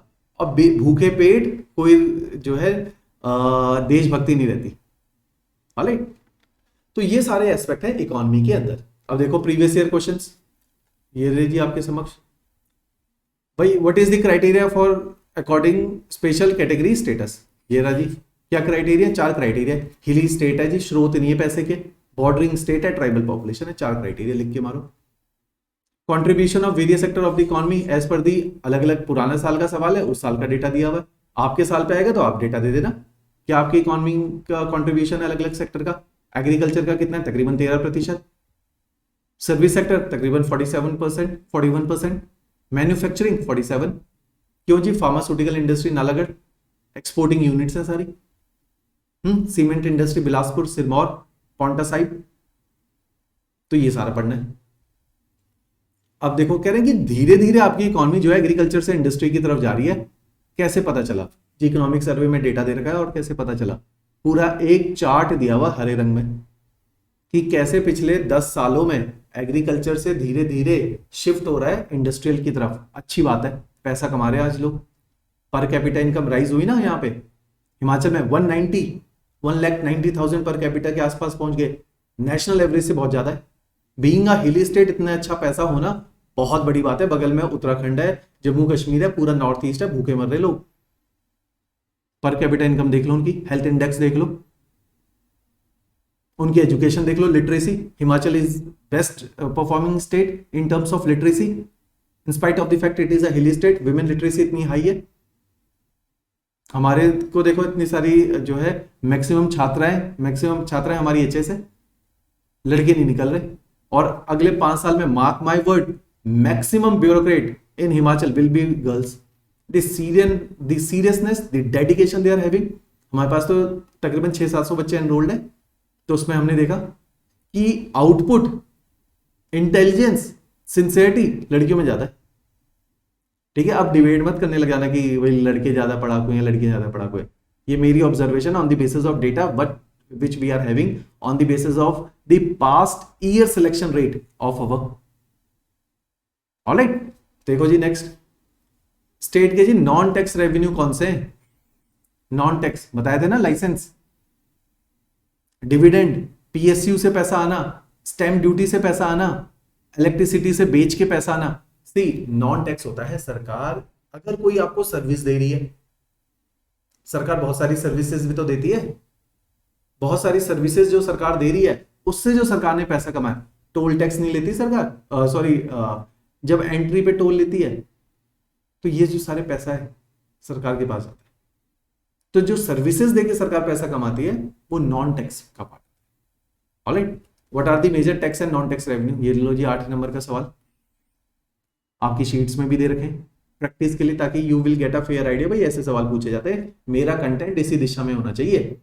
सर्वे कैसे पढ़ना है, बजट कैसे पढ़ना है, सारी डिबेट खत्म, पीवाईक्यू प्रीवियस ईयर क्वेश्चंस पे दृष्टि डालना। डन है जी। तो इस तरीके से हमने लेक्चर को अप्रोच करना है। Agriculture, see the beauty of Apple farms, see the slopes, terrace farming, animal husbandry, fisheries, sericulture भी है इसमें, इसी में मीट इंडस्ट्री भी है, लाइफ स्टॉक रियरिंग। तो ये सारे जो पार्ट है agriculture and allied forestry, allied का पार्ट है, अलाइड एक्टिविटी। एग्रीकल्चर के अलावा और क्या? एग्रीकल्चर में भी क्या है? Horticulture, floriculture, aromatic plants, medicinal plants, ये सारे एग्रीकल्चर के दायरे हैं। कैश क्रॉप्स, ग्रेन्स, ठीक है, फ्रूट एंड वेजिटेबल्स, तो ये सब एग्रीकल्चर के दायरे। तो कल की क्लास हमने एग्रीकल्चर को डिवोट करनी है। मैं आपको दिखा देता हूं, ये सारा सिलेबस है एग्रीकल्चर का। पहले हमने देखना है फार्मर के पास कितनी जमीन है, क्या लैंड होल्डिंग है, क्या लैंड रिफॉर्म्स हुए। हमने ज्योग्राफी में पढ़ा लैंड रिफॉर्म्स। कौन सी मॉडर्न टेक्नोलॉजी का इस्तेमाल करें एग्रीकल्चर के लिए, क्यों मॉडर्न टेक्नोलॉजी, क्यों जी? ग्रोथ बढ़ानी है, हमेशा याद रखना इकोनॉमी में ग्रोथ। आज 100 किलो आलू उग रहे हैं, कल 1000 उगने चाहिए। क्यों? क्योंकि आज तो लोग आलू की सब्जी बना रहे कढ़ाई में बना के, कल को कहेंगे जी चिप्स भी चाहिए, फिंगर फ्राइज भी चाहिए, फ्रेंच फ्राइज भी चाहिए। डिमांड, याद रखो वर्ड डिमांड। दूसरा जनसंख्या, दोनों बढ़ रही है, इसलिए ज्यादा से ज्यादा आलू उगाने। इसलिए एग्रीकल्चर में टेक्नोलॉजी का इस्तेमाल करो, एफिशिएंसी और इफेक्टिवनेस टेक्नोलॉजी देती है आप। तो ये काम करना है एग्रीकल्चर में, तो टेक्नोलॉजी भी पढ़ेंगे हम। अच्छा, अब एग्रीकल्चर में देखो आपके GS3, ध्यान से सुनना, GS3 में भी एग्रीकल्चर के सवाल आते हैं, GS3 में भी आते हैं, क्योंकि एग्रीकल्चर एक पूरा डोमेन है। आप हमारी टेस्ट सीरीज देखो, हमारे लेक्चर्स देखो, मेरे ज्योग्राफी के लेक्चर में जिन्होंने हमसे ज्योग्राफी पढ़ी है, GS3 के अंदर, GS3 वाला जो एग्रीकल्चर है, GS3 का एनर्जी है। मैंने GS1 में जब ज्योग्राफी एंड डिजास्टर मैनेजमेंट पढ़ाया, उसी के अंदर नोट्स डाल दिए और वहीं पे डिस्कस कर लिया। सस्टेनेबल डेवलपमेंट ऑफ एग्रीकल्चर क्या है, ऑर्गेनिक फार्मिंग का कॉन्सेप्ट क्या है, सब कुछ पढ़ा दिया, नोट्स दे दिए साथ में, पॉलिसीज दे दी, सॉइल हेल्थ कार्ड क्या है, ग्रीन रेवोल्यूशन 2.0 क्या है, सस्टेनेबल डेवलपमेंट, सस्टेनेबल एग्रीकल्चर क्या है, प्रधानमंत्री परंपरागत कृषि विकास योजना क्या होती है, परंपरागत एवरग्रीन रेवोल्यूशन की बातें कर रहे हैं। ठीक है जी। तो ये सारा ऑलरेडी आपको मैंने ज्योग्राफी में भी पढ़ा है, इसके अंदर और अच्छे से पढ़ाऊंगा हिमाचल के पर्सपेक्टिव में। कि भाई कहाँ पे कौन से प्रकार की खेती होगी। कैसे पता चलेगा? ये एग्रो क्लाइमेटिक जोन से पता चलेगा ना कि भाई लाहौल स्पीति में तो कोल्ड डेजर्ट है, यहां तो प्लांटेशन इंडस्ट्री चलेगी। सेब लगा दो, कीवी लगा दो, चेरी लगा दो, प्लांटेशन इंडस्ट्री। ये वाले जो लोअर वाला पार्ट है इनसे थोड़ा नीचे, यहाँ पे डिफरेंट एग्रीकल्चर, शिवालिक्स में different agriculture, wheat and rice, grain farming होती है जी शिवालिक में, डेटा देंगे कल। मेज फार्मिंग डेटा देंगे कल, ठीक है जी। अपर पार्ट में हॉर्टिकल्चर, वेजिटेबल्स एंड फ्रूट्स। तो खेती कैसे होती है? अलाइड एक्टिविटी, भाई कहां पे सिल्वीकल्चर होगा, कहां पे फिशरीज होंगी, और कहां पे किस प्रकार के सेरिकल्चर फार्मिंग है, कहां पे मलबरी सिल्क है, ये सारे पार्ट है। ये देखो जी, पिछले सबसे ज्यादा क्वेश्चन इकोनॉमी के अंदर हिमाचल इकोनॉमी में एग्रीकल्चर से आए, क्योंकि एग्रीकल्चर GS 1 में भी है, 2 3 में बहुत ज्यादा है। देखो आप कितने सारे क्वेश्चन आए हुए। Land reforms, digitalisation of land record, marginal small farmer land holding, land से रिलेटेड इश्यूज, एग्रीकल्चर किन्नौर में भाई कौन से फसलें होती हैं, पोटैटो, पीस, हाँ जी। कंजर्वेशन ऑफ एरोमेटिक प्लांट, मेरे पीछे छुप गया, conservation of management of aromatic plant, last year का सवाल है। ये देखो जी, अब अलाइड एक्टिविटी, दूध गंगा प्रोजेक्ट आ गई अलाइड एक्टिविटी, मिल्क प्रोसेसिंग। अब देखो जी, डेवलपमेंट ऑफ हॉर्टिकल्चर स्कीम्स पूछ ली, जीरो बजट फार्मिंग पूछ लिया, सीड्स के बारे में पूछ लिया, integrated development of horticulture again. तो हॉर्टिकल्चर क्योंकि भाई हिली एरिया है, कॉमर्शियल ग्रेन फार्मिंग नहीं हो सकती, पंजाब हरियाणा की जगह लैंड फ्लैट चाहिए, वहां पे इरिगेशन फैसिलिटी ज्यादा चाहिए, इसलिए ग्रेन फार्मिंग होगी। हमारे पास हिमाचल में स्लोप्स है, रेन फेड एग्रीकल्चर है, हम तो जी सेब लगा सकते हैं, हम तो जी हॉर्टिकल्चर लगा सकते हैं, छोटा सीजन होता है, कम पानी की रिक्वायरमेंट होती है, तो हॉर्टिकल्चर पे जाएंगे, इसलिए हॉर्टिकल्चर ज्यादा इंपॉर्टेंट है हिमाचल में, इसलिए सवाल हॉर्टिकल्चर के ऊपर जाता है। 11 सवाल आए। देखो जी, और इंडस्ट्रीज, अब इंडस्ट्रीज हिमाचल में बहुत इंपॉर्टेंट एस्पेक्ट नहीं है, क्यों?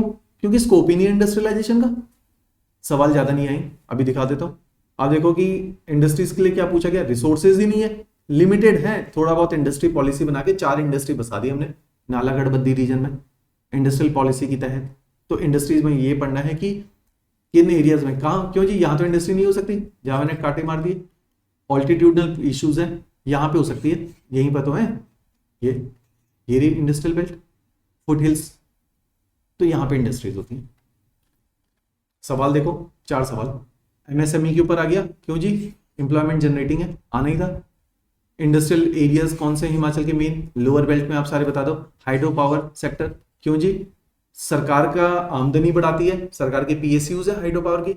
दूसरा, लोगों को नौकरियां देती है, एनर्जी सरप्लस स्टेट है, हिली स्टेट है, पैसा एनर्जी बेच के भी पैसा कमा लेते हैं, तो इंपॉर्टेंट है। अब पूछा गया जी इंडस्ट्रीज की रुकावटें कैसे कैसे आती हैं, क्या दिक्कत है जी, मिनरल्स ही नहीं है, क्या दिक्कत है जी, पहाड़ है, इंफ्रास्ट्रक्चर बिल्ड नहीं हो पाता, रोड रेलवे बनाना मुश्किल है, इंडस्ट्रीज बिना कम्युनिकेशन ट्रांसपोर्टेशन इंडस्ट्री इंफ्रास्ट्रक्चर के चल ही नहीं सकती। क्यों जी, सामान खरीदेगी, सामान बेचेगी, रोड नहीं चाहिए, रेलवे नहीं चाहिए, तो इंडस्ट्रीज कैसे बेचेगी? तो इंफ्रास्ट्रक्चर डेवलप करना हिली एरिया में मुश्किल है, इसलिए इंडस्ट्री की डेवलपमेंट रुक जाती है। ठीक है, बिल्कुल बेसिक बातें करो, बेसिक, वहां ऐसा नहीं कि बड़ा ये धुआंधार आंसर लिखा, ठीक है, आपके बेसिक ठीक होने चाहिए, सारी चीजें कर लोगे आगे। Tourism, one of the most economic activity of Himachal, Sidhi syllabus अलग से मेंशन किया पूरा एक सब यूनिट, इतना बड़ा सिलेबस कि भाई टूरिज्म का क्या स्कोप है, कौन सा जी, religious, adventurous, heritage, important tourist sites कौन सी हैं।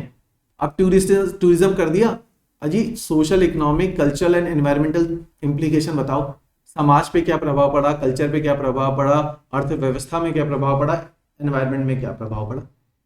अर्थव्यवस्था चमक गई, एनवायरमेंट का नुकसान हो गया। टॉन्सोरिंग ऑफ द शिमला सिटी, टॉन्सोरिंग, बाल उड़ा देना, टकला कर देना, पूरे शिमला के फॉरेस्ट काट दिए सेटलमेंट क्रिएट करने के लिए। टॉन्सोरिंग ऑफ मनाली।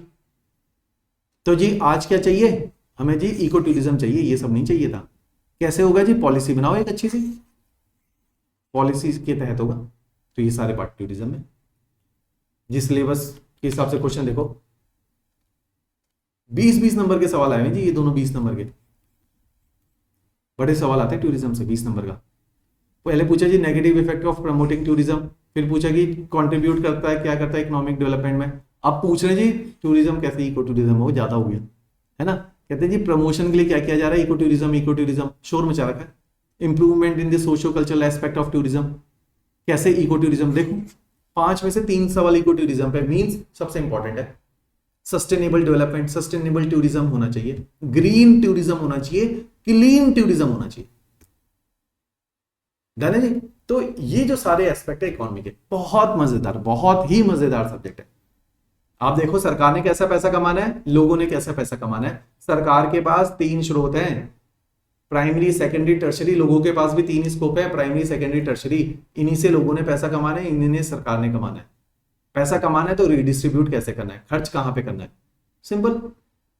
कम समझ आए लेक्चर को 2 बार सुन लो, शीट्स को 1-2 बार और पढ़ लो, अपने आप समझ आएगा। शीट ज्यादा पढ़ने से अच्छा लेक्चर को ज्यादा बार सुनो। कनेक्टिविटी, अंडरस्टैंडिंग मैच्योर होती है। एक शोले मूवी 10 साल की उम्र में देखी थी, एक शोले मूवी 25 साल की उम्र में देखो, बिल्कुल अंडरस्टैंडिंग अलग हो जाएगी। 25 साल में मेरे लेक्चर सुनने के बाद शोले देख लेना, आप कहोगे जी ये तो देख के ही लग रहा है कहीं कर्नाटका के आसपास की शूटिंग है, या तो प्लेट्यू रीजन है, छोटा नागपुर के आसपास की शूटिंग है, बैथुलित बने हुए, सारा ड्राई लैंड एरिया है। आपकी अंडरस्टैंडिंग चेंज होगी ना, आपने चीजें ज्यादा पढ़ ली हैं। अब आप चीजों को देखोगे दोबारा से पास में जाके और साफ दिखेंगी और गहराई से दिखेंगी। इकोनॉमिक एक्टिविटी, डाकू बन गए लोग, क्यों जी? इकोनॉमिक एक्टिविटीज का मतलब एम्प्लॉयमेंट जनरेशन नहीं है, एग्रीकल्चर अबंडेंट नहीं है, लोगों को डाकू बनने पे मजबूर होना पड़ गया। गब्बर सिंह, आप देख लो वहां कितना सूखा टाइप था, कहीं भी आपको हरे भरे खेत दिखे पूरे शोले में? तो मींस आप ज्योग्राफी को अंडरस्टैंड कर रहे हो, आप इकोनॉमिक एक्टिविटी को समझ रहे हो, आप लोगों के सोशल स्टेटस को समझ रहे हो, अर्थव्यवस्था को समझ रहे हो, तो अंडरस्टैंडिंग समय के साथ मैच्योर होती रहती है। ऑलराइट, तो आज इतना ही करते हैं। कल के लेक्चर में हमने ज्योग्राफी में इकोनॉमी के अंदर agriculture and allied activity, then industries, then tourism. Perhaps I will take 3 more lecture for economy, and these lecture will be sufficient. As I have mentioned, this series of questions, they have been asked from the proper areas, and we will particularly focus more on those areas from which so far questions has been raised, and we will also cover those areas from which so far question has not been raised. Fisheries, sericulture से नहीं पूछा जी अभी तक, हम पढ़ेंगे। Mushroom farming इनसे नहीं पूछा, हम पढ़ेंगे। हॉर्टिकल्चर से पूछा है, फ्लोरिकल्चर नहीं पूछा, हम कवर करवाएंगे फ्लोरिकल्चर, पेपर में आएगा, आज नहीं तो 2 साल बाद आ जाएगा। Tourism, almost every dimension has been covered, but still we will cover all those dimension so that if the question will come from इधर या उधर, everything will be covered. Industries, cement industry पे सवाल नहीं आया अभी तक, हिमाचल की इंपॉर्टेंट इंडस्ट्रीज है। तो ये सारे एरियाज डन है जी। तो इतना ही करते हैं आज। कल की क्लास में फिर हम लोग एग्रीकल्चर करेंगे। थोड़ा सा अपने बेसिक से पढ़ लीजिएगा, जो भी आपके पास किताब है, थोड़ा इंटरनेट से पढ़ लीजिएगा, पर्याप्त है, मेरे नोट्स में सब कुछ होगा। ऑलराइट, चलो, थैंक्स अ लॉट।